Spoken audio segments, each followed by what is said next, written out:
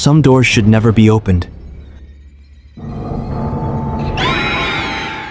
Some places should never be entered. And some mysteries are meant to stay hidden. But tonight, we uncover two terrifying stories that refuse to stay buried. Our first story takes us to a seemingly ordinary hotel in Los Angeles,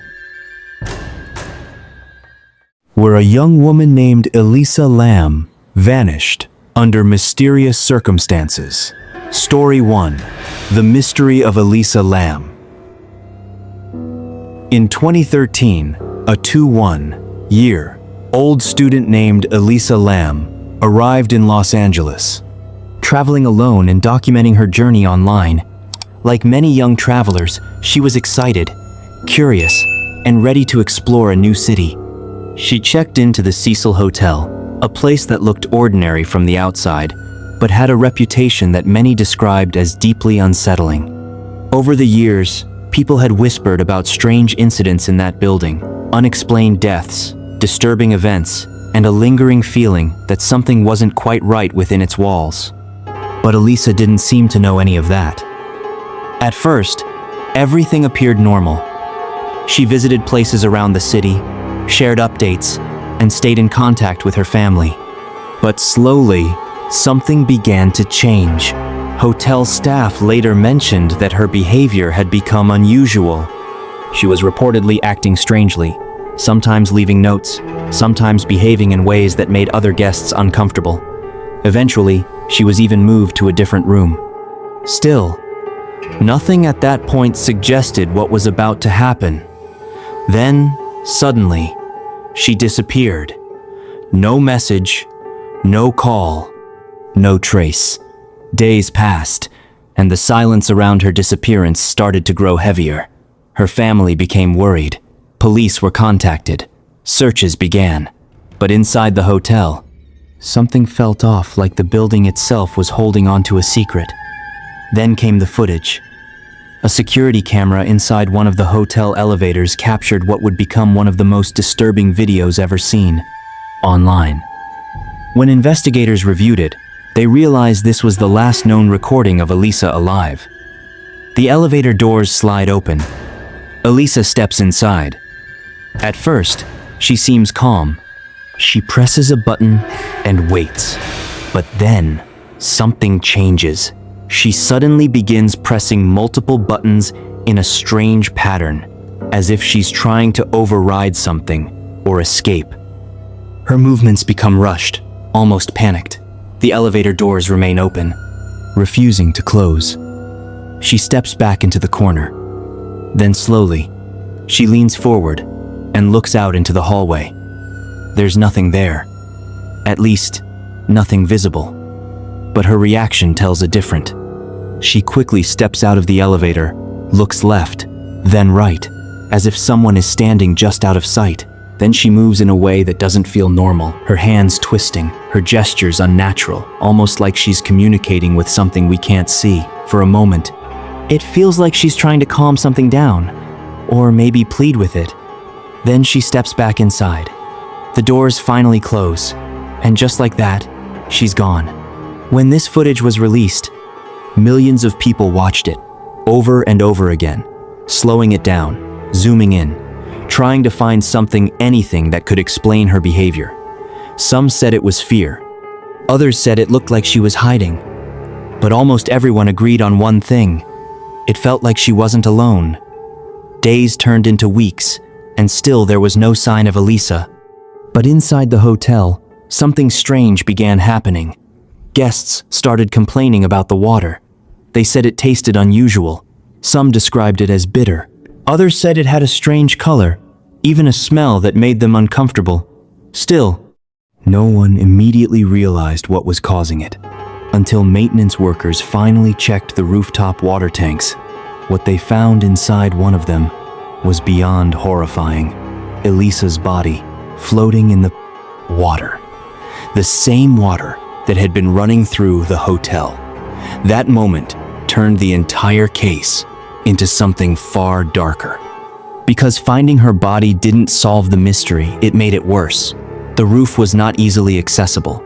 There were locked doors, security measures, even alarms that were supposed to trigger if someone tried to enter. And the tank itself was large, heavy, and sealed. Climbing into it alone would have been extremely difficult. So how did she get there? That question still remains unanswered. Authorities later suggested that she may have suffered from a mental health episode, that she somehow made her way to the roof and climbed into the tank herself. But for many people, that explanation didn't feel complete, because it left too many gaps. It didn't explain the elevator behavior. It didn't explain why she looked like she was reacting to something. It didn't explain the time gap between her disappearance and the blug discovery. And it definitely didn't explain how everything happened without anyone noticing. Some believe there was someone else in that hotel, someone who never appeared on camera. Others believe something even darker was at play, something connected to the building itself, because the Cecil Hotel wasn't just any hotel. Its past was filled with disturbing events, stories that made people uneasy long before Elisa ever arrived. Even today, people who watch that elevator footage say the same thing. There's a moment subtle, almost invisible, where the hallway feels wrong, like there's something just outside the frame. Not seen, but present, watching, waiting, and maybe influencing. Some viewers even claim that if you watch closely enough, it feels like Elisa reacts before anything happens, as if she can sense something approaching that the camera cannot capture. And that is what makes this story so disturbing, because maybe the scariest part isn't what we saw, it's what we didn't. Now years have passed, and the case remains officially closed, but the questions haven't gone away. The footage still exists, the mystery still lingers. And for those who look into it deeply, one thought keeps coming back again and again. What if Elisa wasn't just alone in that elevator? What if something was there with her? Something that never needed to appear on camera to be real. Because sometimes, the most terrifying things aren't the ones you can see. They're the ones that stay just out of sight, standing quietly in the dark, waiting for you to notice them. After witnessing the chilling and unexplained disappearance of Elisa Lam in a seemingly ordinary hotel, one might think that horror belongs only to the modern world, but sometimes terror doesn't need cameras or city streets. It hides in silence, in isolation, and in the shadows of forgotten places, like a remote farm in Germany, where the Hinterkaifeck murders reveal that some nightmares have been waiting, patiently, for decades. Story 2. The farm where death waited in the shadows. In the cold, isolated reaches of rural Germany in 1922, a small family lived on a remote farm called Hinterkaifeck. The family, Andreas Gruber, his wife Cecilia, their widowed daughter Victoria, her 2 children, and a maid, were simple folk, tending to their land, livestock, and daily chores. The farm had long been known for its eerie solitude. Neighbors often commented that the property felt off, as if a heavy, watchful silence hung over it. The Grubers, however, seemed unaware, or perhaps dismissive of this unsettling atmosphere, until the days leading up to their deaths. It began subtly, almost innocuously. Footsteps were heard in the snow leading up to the house, but none leading away. Doors that had been locked were found open. Small objects disappeared and reappeared in strange places. One night, the family reported hearing creaking noises from the attic above their bedrooms. At first, they dismissed it as animals or the wind, yet the sounds persisted, growing louder and more deliberate. Sometimes, neighbors claimed to see smoke from the chimney without anyone tending the stove, and the farmhouse dogs howled incessantly at night, fixated on shadows no one else could see. On March 31st, 1922, the horrors escalated beyond explanation. One by one, the 6 residents of Hinterkaifeck were brutally murdered with a pickaxe. Their bodies were discovered days later, piled in their own home in a scene of unimaginable carnage. Investigators noted that some bodies had been moved, some partially buried, and yet there were no signs of forced entry. The chilling implication: the murderer had lived inside the house among the victims for days after the murders. They had eaten meals, tended to the animals, and lingered in the rooms where the family had once slept. Whoever it was, they knew the farm intimately, were cautious and terrifyingly patient. Despite exhaustive investigations, no one was ever arrested or convicted. Many theories surfaced over the years.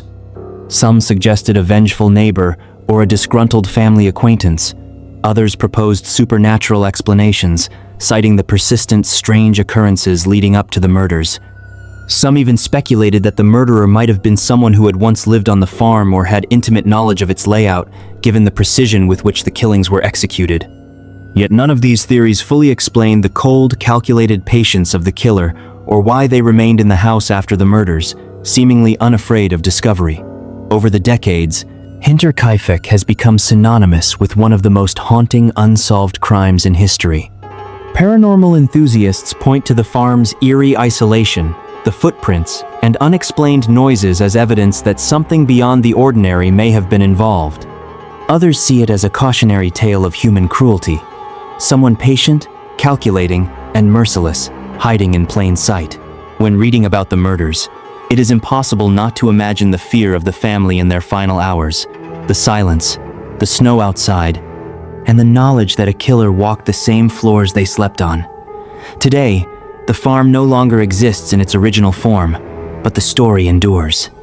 Investigators, historians, and ghost hunters alike continue to examine the site and archives, attempting to understand what truly happened that cold spring in 1922. Visitors often report a lingering feeling of being watched, a chill that cannot be explained, and shadows moving where no one should be. The Hinterkaifeck murders are more than just a historical crime. They are a reminder that evil sometimes hides where you least expect it. It waits, silent, patient, and watching, much like it did that fateful night when the family vanished into a nightmare that would never be solved.